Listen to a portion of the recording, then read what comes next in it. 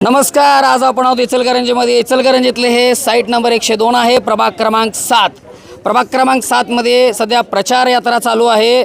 आपण जाणून घेणार आहोत यांच्याकडून काही गोष्टी. हे सगळे बघता इकडे तुम्ही, हे उमेदवार आहेत आणि ते हातात चिन्ह धरून थांबलेले आहेत. हे त्यांचे कार्यकर्ते आहेत.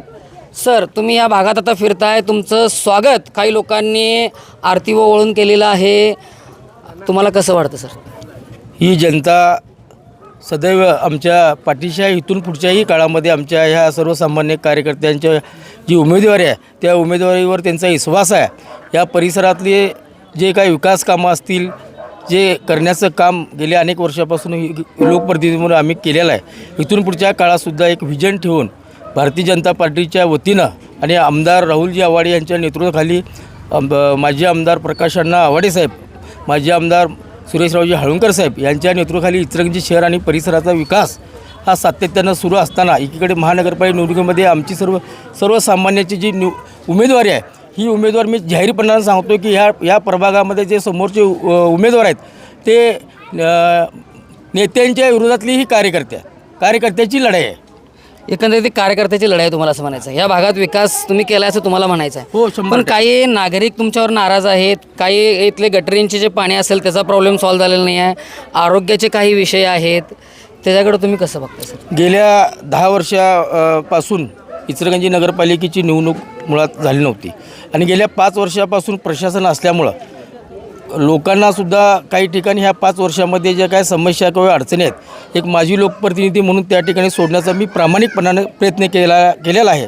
त्यामध्ये बऱ्यापैकी यश मिळाले. काही गोष्टी अजून अडचणीच्या आहेत, काही प्रॉब्लेम आहेत, ते सोडण्याचं निश्चित इथून पुढच्या काळामध्ये आम्ही जबाबदारीने ह्या ठिकाणचं जे काय अपूर्व काम आहे ते पूर्ण करण्याची जबाबदारी आम्ही घेणार आहोत. नक्कीच मित्रांनो, असे वक्तव्य करायला धाडस देखील लागतं. जे काम झालं नाही ते ठामपणे सांगणारे धाडस देखील असायला लागतं की झालेलं नाही, आणि झालेले काम आहे ते झाले म्हणून सांगायला पण धाडस लागतं. दुसरे उमेदवार आपल्याला जाणून घेणार आहोत. आपलं नाव कसं सर? पहिला कल्याण उर्फ बिट्टू सुरवशे. तुम्ही ह्या भागात थांबलेला आहात, तुमचं लोक स्वागत करत आहेत, चांगला प्रतिसाद मिळत आहे.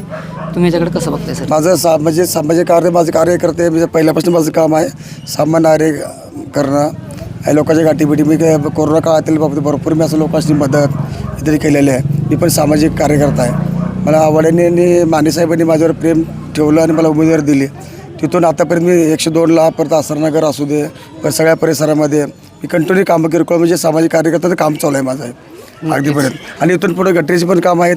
आपल्याला जे आता सारंग गटरचं काम आहे, एक साईड नंबर 102 अगदी प्रश्न गंभीर आहे. केंगर साहेबांच्या माध्यमातून झालेला आहे. काय थोडंसं पेंडिंग असेल तर इथून पुढं आम्ही ते एक जबाबदारीनं पूर्ण करू. नक्कीच मित्रांनो, काही अडचणी असेल ते सॉल्व्ह करू अशा नेत्याने आश्वासन दिलेलं आहेत. तुमचं नाव कसं? मी 7ब गटामधून सौ प्रमिला रवींद्र जावळे. मला आदरणीय प्रकाश आवाडे अण्णादादांनी आणि राहुल दादांनी मला सामान्य कुटुंबातल्या एका महिला मला उमेदवारी दिलेली आहे. या भागाचा विकास करण्यासाठी शक्य होईल तितकं मी करण्याचा प्रयत्न करेन. तुम्ही राहायला कुठं आहात? मी लाखीनगरमध्ये आहे. आणि इकडून निवडणूक लढवत आहात, ह्या भागातली तुम्हाला माहिती आहे का? नाही आहे, पण मी आत्ता ह्या प्रयत्न करणार. मी येणाऱ्या ह्या 15 तारखेला उमेदवारी निवडून आल्यावर ह्या भागाचा विकास आणि ह्या भागासाठी किती प्रयत्न करण्यास शक्य होईल तेवढं मी करण्याचा प्रयत्न करेन. आणि कोण उमेदवार आहे इकडं? आपण राहता कुठं आणि आपलं नाव कसं? मी इंदिरानगर परिसरामध्ये राहते. माझं या नाव भागातली तुम्हाला माहिती आहे? नाव सांगा तुमचं. आहे, माहिती थोडीफार आहे. मुलगा पण आहे. मी आता पहिल्यांदाच उभे राहिले, पण मला आल्यापासून इथले सगळ्यांचे म्हणजे सत्कार हे सगळं खूपच आवडलं. खरं म्हटलं तर मी जर प्रयत्न करते, मी सगळ्यांना मदत करेन. तुमचे काय असेल प्रॉब्लेम सोडेन. नक्कीच. हो, नक्की सोडेन. नक्कीच मित्रांनो, इथली लोक जरी गरीब असलीत तरी मनानं खूप श्रीमंत आहेत. ॲक्च्युली आता ह्यांनी बोललेत ना की मी भारावून गेले, स्वागत ह्यांनी केलं, हे केलं. इथले लोक कदाचित पैशानं गरीब असतील, पण यांच्या एवढी श्रीमंती कुणाकडेच बघायला मिळणार नाही पाहुणचाराच्या बाबतीत. आणि आता जर बघितलात तुम्ही, सगळ्यांना ते रिस्पेक्ट देत होते. कोण साखर देत होतं, कोण पाणी देत होतं प्यायला. ही एक आपुलकी असते मित्रांनो नेत्याबद्दलची. बघूया हे नेते येत्याल्या काळात ह्या लोकांचा प्रॉब्लेम सॉल्व्ह करतात का. इचलकरंजीहून प्रवीण अंडे, पाहत रहा वायरलेस मराठी. धन्यवाद.